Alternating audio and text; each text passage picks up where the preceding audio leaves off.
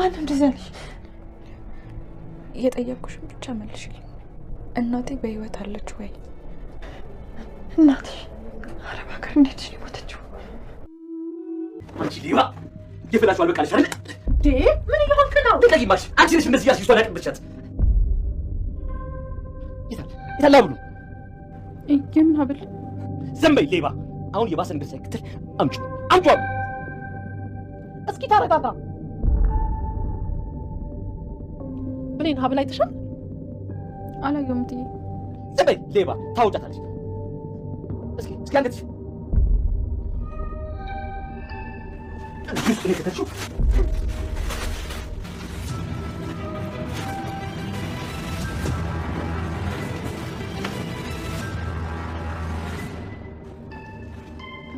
ያ ነው እንዴ?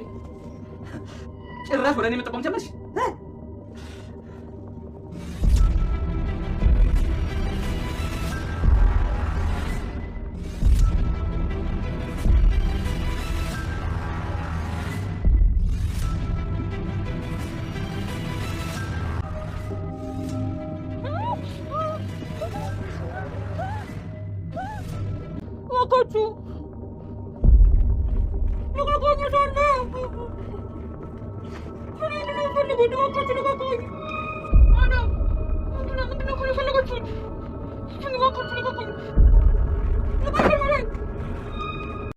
አቶ ባይሉ ብሌንን የወርቅ ሀብል ሰረቅሽ በማለት የሐሰት ክስ ከሰሷት። በጥፊም መቷት፣ አሰቃዩዋት፣ አንገላቷትም። ምስኪኗ የብሌን አሳዳጊ ታገተች።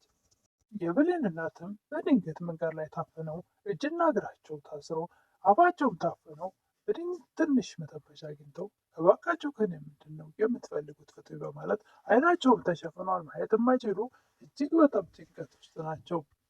ሰላም ጤና ይስጥልኝ። ውድና የተከበራችሁ በመላው ዓለም ያላችሁ የተለመዳችሁ እግዚአብሔር ይመስገን ደህና ነኝ። አደራ ድራማ ክፍል 10ን አብረን እናያለን።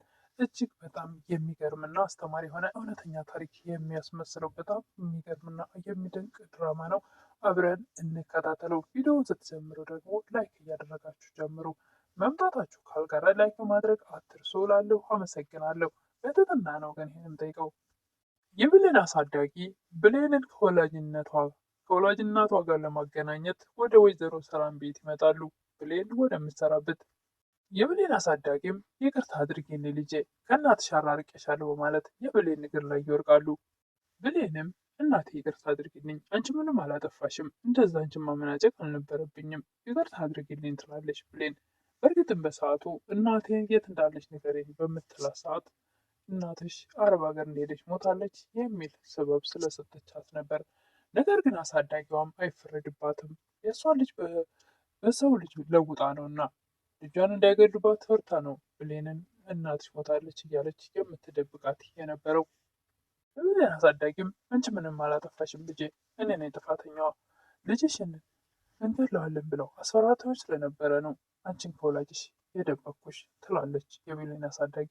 ከዚህ በኋላ ሁለተኛ እንደዚህ ነገር አላደርግም፣ እኔ እዚህ አካባቢ እንደምትኖር አውቃለሁ፣ እንደምንም ብዬ ሁለታችሁ እንድትገናኙ አድርጋለሁ ትላለች የብሌን አሳዳጊ። ወዲያውኑም እንደዛ እየተነጋገሩ ያለ የወይዘሮ ሰላም ወንድም አቶ ባይሉ ይመጣል።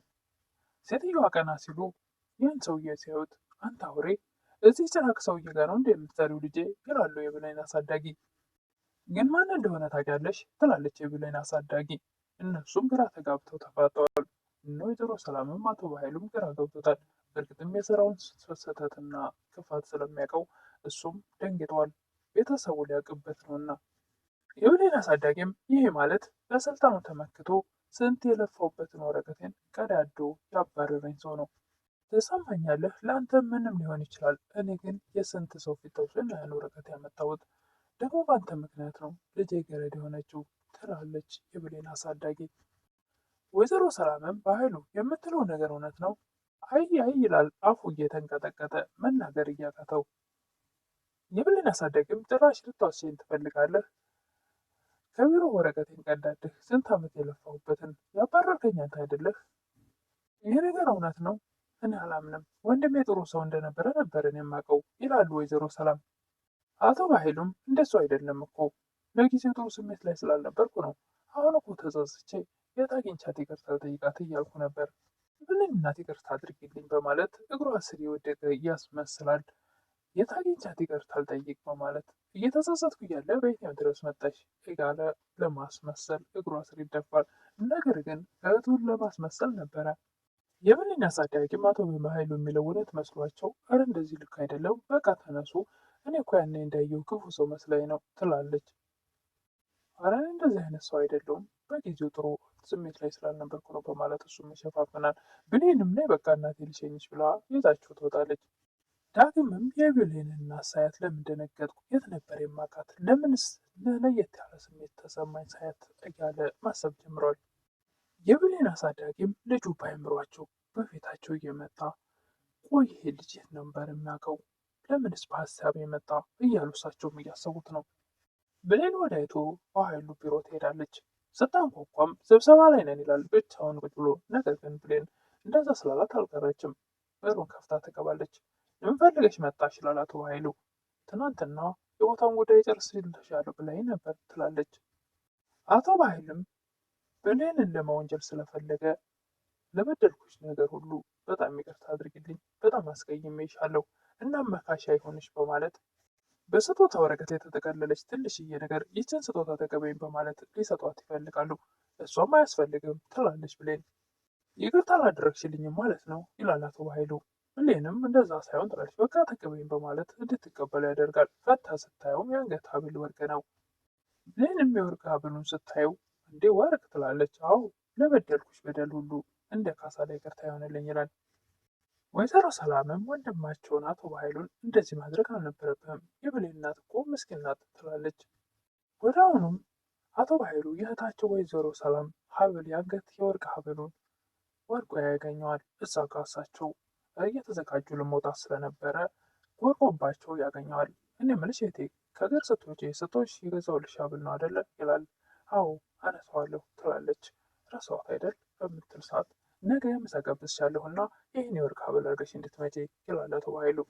ወደ አሁኑ ወይዘሮ ሰላም ተነስታ ወደ መኝታ ቤት በምትገባበት ሰዓት አቶ ኃይሉም የወርቅ ሀብሉን ወደ ኪሱ ይከተዋል። አቶ ኃይሉም ብሌንን ባለፈው የውሸት ፍላሽ ሰርቀሻል ተብለሽ ለጥቂት ከእስር ቤት አምልጠሻል፣ አሁን ግን ወርቅ ሰርቀሻል በመባል አንቺንም ወደ መቃብር እሷንም መቀመቅ ነው የምከታት እያለ ይዝት ነበር አቶ ኃይሉ። እህቱን እንዴት ሰው እህቱ ላይ እንደዚህ ያደርጋል? ወይ ጉድ! ገንዘብ የማያመጣው ነገር የለም። ገንዘብ ከባድ ነው። ብሌንም የአቶ ኃይሉ አልበቃ ብሏት ቃል ታሰቃይዳታለች። አንቺ ገረድ እያለች የማያት ያልተገባ ቃላቶች፣ በጣም ልብ የሚሰብር ቃላቶች ትናገራለች። ቃልዬ ቆንጆ ምግብ ሰርቼልሻለሁ እያለች እሷ በፈገግታ ስትቀበላት፣ እሷ ግን ጭራሽ ፎቶን ሜዳ ላይ ደፍታ ይሄ ላንቺ ነው የሚገባሽ፣ ከሳህን ሳይሆን ከመሬት ነው ላንቺ፣ ክብርሽን ልክሽን አወቂ እሺ እያለች በጣም አሳዛኝና ቅስም የሚሰብሩ ቃላቶች ትናገራት ነበር። ቃል ብሌን እንደዛ መነጫጭቃት ከወጣች በኋላ ዳግምን በር ላይ ታገኘዋለች። ምን ሆነች ነው በሚላት ሰዓት ይቺ ብሌን ናታ ምግብ ስጪኝ ስላት ጭራሽ ምግቡን መሬት ላይ ደፋችሁ ትላለች። አሁን ምግብ ስጪኝ ማለት እንደዚህ ያበሳጫል ትላለች ቃል። ኧረ ችግር የለውም አያበሳጭም በሚል እሷ ነገሩን ተረድቶታል ዳግም የቃል ኪዳንን ጸባይ። ወደ ቃል ብሌን ወዳለችበት ሲገባ ወጡ መሬት ተበታትኖ ብሌን እየጠረገች ያገኛል። ላግዝ ይችላታል። አንተ ምን በወጣህ፣ እኔ ገረድ ስለሆንኩ ላድርገው፣ እኔ ራሴ ያጸዳለሁ ትላለች ብሌን። በፍጹም ገረድ አይደለሽም፣ እንደውም አንቺ ካየኋቸው ሴቶች ሁሉ ልዩ ሴት ነች በማለት ሞራል ይሰጣታል ዳግም። ብሌንም ወይዘሮ ሰላምን ስራ ጨርሻለሁ እናቴ ጋር ደርሼ ልምጣ ብላ ታስፈቅዳለች። ወይዘሮ ሰላምም ችግር የለም ሂጂ ይላሉ። በምትሄድበት ሰዓት ዳግም አብሬሽ ልሄድ እናት ልታወቃት ይላል። እሺ ችግር የለም ብላ አብረው ሲሄዱ እኛ ምስኪን እናት በፈገግታ ነበር የተቀበሏቸው። ዳግምን ቤቱን ሲያዩ ከእናቴ ጋር ያሳለፍኩት የድሮ ቤቴን አስታውሰኝ ይላል። ብሌንም ግድግዳ ጋር የተሰቀለው ፎቶ ይሸጣል እያለች አሳዳጊዋን እየጠየቀች ነበር። ነገር ግን እሳቸው ቤቱን ሲያጸዱ ወርቁት እንደተሰበረባቸው ይነግሯታል። ያን ፎቶ ዳግም ቢያዩ ጥሩ ነበረ። የሆነ ሰው ፎቶን አሳይቶት ይችማ እናት እያለው እናቴ ናች ከ18 ዓመት በፊት አቶ ኃይሉ ለትንሽ ገንዘብ ብሎ ከእናቴ ጋር ለያይቶኝ ነበር፣ እባክህ በህይወት ካለች ንገረኝ እያለ እየጠየቀ ነበር። ያን ፎቶ ቢያዩ ኑሮ ዳግም ይቺ ሴትዮ እናቱ እንደሆነች ያውቅ ነበረ። ለብሌን ተንኮል የደገሰው አቶ ኃይሉ እህታቸው ወይዘሮ ሰላም ለባብሳ ስትወጣ አንገቷን በማየት ሀብልሽ የት አለ ይላል። የት እንዳደረግኩት አጣሁት ትላለች ወይዘሮ ሰላም። ወደ አሁኑ እች ሌባ ብሌን ነች ይላል። አቶ ባህሉም ብቻውን ያወራ ነበረ። እኔ ነኝ የሰረኩት። የገዛ ልጅሽን ለማሳሰር በገዛ እጅሽ የገዛ ልጅሽን ለፖሊስ ትሰጫታለሽ። ይቺ ናት የወሰደችው።